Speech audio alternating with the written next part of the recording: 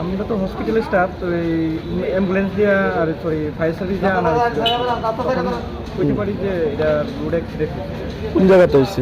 বিশালগড়ে হয়েছে, আমরা বিশালগড় হসপিটাল থেকে নিয়ে এসেছি। নাম টাম জানা গেছে? হ্যাঁ, নাম কিছু জানা যায়।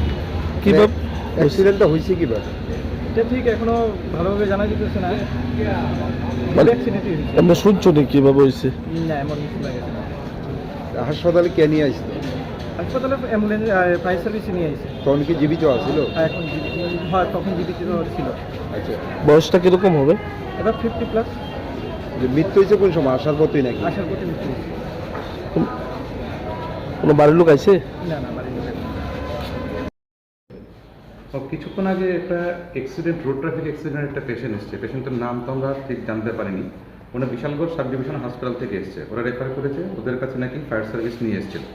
তো এখন আসার পর আমরা দেখলাম যে মাথার মধ্যে প্রচণ্ড আঘাতজনিত কারণে রুগী আর নেই, উনি ব্রড ডেড কন্ডিশন হিসেবেই আমাদের হাসপাতালে এসেছেন।